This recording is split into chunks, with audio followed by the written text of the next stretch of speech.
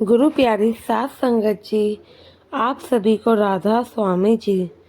संगत जी, जैसे कि सब जानते हैं कि अमृत वेला सुबह 2:30 से 5 बजे होता है और सदगुरु भी फरमाते हैं इस समय भजन सिमरन के लिए बैठ जाना चाहिए, क्योंकि ये रात्रि का तीसरा पहर है। इस समय हमारा मन भी खाली होता है और कई लोगों के मुख से तो हमने सुना भी है। इस समय सदगुरु खुद आते हैं और अपनी रहमतों के फूल बरसाते हैं।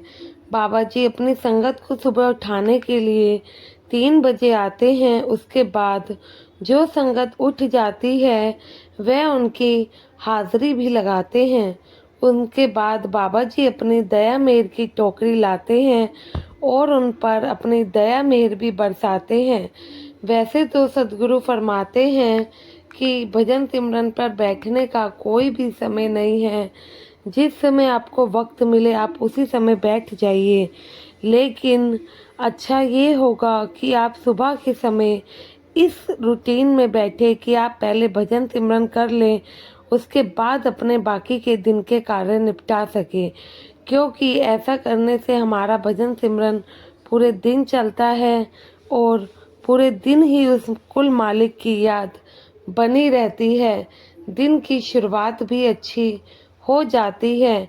इससे बढ़िया क्या ही होगा कि हम अपने दिन की शुरुआत अपने परम पिता को याद कर कर करें।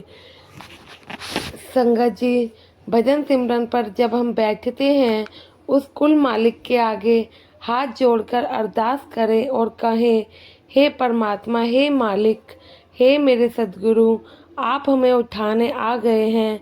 हमारा भी फर्ज है कि हम उठ जाएं। अब हम भजन सिमरन में बैठे तो हमारा भजन सिमरन में मन लगे और हमें अंदर से रस आने लगे।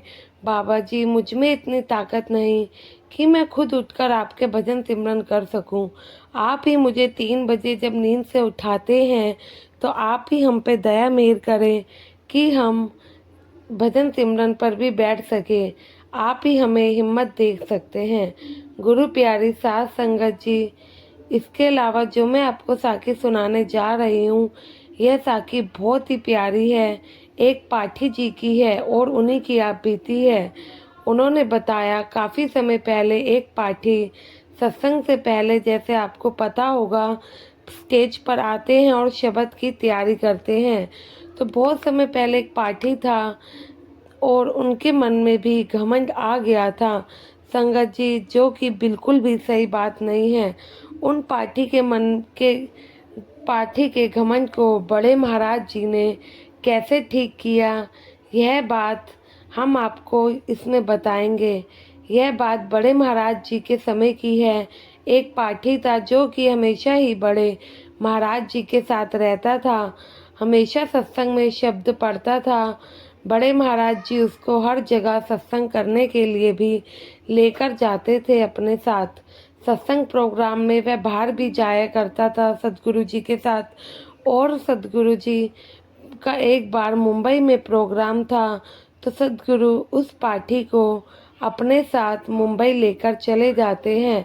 हर बार मेजर सेंटर में जैसे कि भंडारे होते हैं वैसे ही वहाँ पर भंडारा था। उस दिन पाठी जब स्टेज पर बैठकर शब्द पढ़ रहा था तो उसके मन में एक विचार आया कि शायद महाराज जी को मेरी आवाज़ ज़्यादा ही अच्छी लगती है, इसलिए हुजूर महाराज जी मुझे हर जगह अपने साथ भंडारे पर शब्द पढ़ने के लिए लेकर जाते हैं। उसके मन में एकदम से यह आया कि शायद हुजूर महाराज जी मुझसे ज़्यादा ही प्यार करते हैं, जो हर समय मुझे अपने साथ हर भंडारे में लेकर जाते हैं। जैसे ही उस पाठी ने अपने मन में यह बात सोची तो इतने में हुजूर महाराज जी भी स्टेज पर आ जाते हैं। जैसे कि हम सभी संगत जानती है कि सदगुरु के स्टेज पर आने से पहले पाठी स्टेज पर आते हैं और शब्द गाया करते हैं। इतने में हुजूर महाराज जी जब संगत को माथा टेकते हैं, वह गुरु गद्दी पर विराजमान होते हैं, तो सत्संग का समय शुरू हो जाता है। सद्गुरु जी उस पाठी को शब्द पढ़ने के लिए कहते हैं। उस समय पता नहीं पाठी की आवाज़ को क्या हो जाता है, वह बिल्कुल भी नहीं निकलती है और बंद ही हो जाती है। गला एकदम से जवाब दे जाता है। उस पाठी ने बताया कि मैंने अपने कुर्ते में रखी हुई मिश्री भी निकाल कर खाई, परंतु बिल्कुल भी फर्क ना हुआ। फिर उस पाठी ने इलायची भी खाई, लेकिन आवाज़ वापस ना आई। उसने पानी भी किया, जो जो वह कोशिश कर सकते थे किया, लेकिन एक ऐसा अद्भुत चमत्कार हुआ कि उसके गले से आवाज़ निकल ही नहीं रही थी। उस समय उसे कुछ समझ नहीं आया और उसे लगा कि शायद जो बात मैंने अभी अपने मन में सोची थी, यह सब उसी के कारण हुआ है। तो उसने फिर से मन में हुजूर महाराज जी से माफ़ी मांगी और शर्मिंदा हुआ।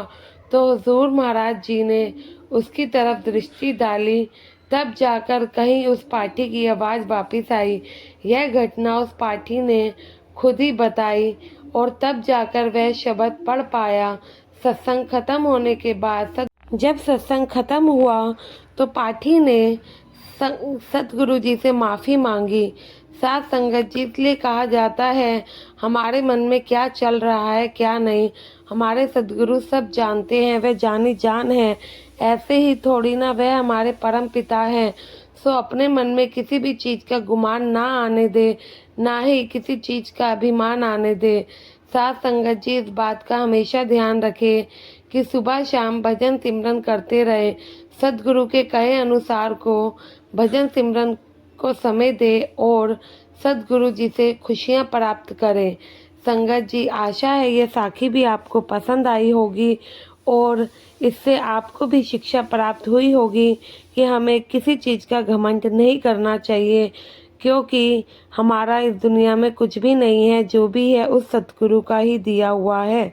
वो जब चाहे दे सकता है तो वह ले भी सकता है। संगत जी साखी पसंद आई हो तो कमेंट में राधा स्वामी ज़रूर लिखिएगा और चैनल को सब्सक्राइब करके अपने ही इस चैनल का हिस्सा ज़रूर बने जी। गुरु प्यारी साथ संगत जी, आप सभी को प्यार भरी राधा स्वामी जी।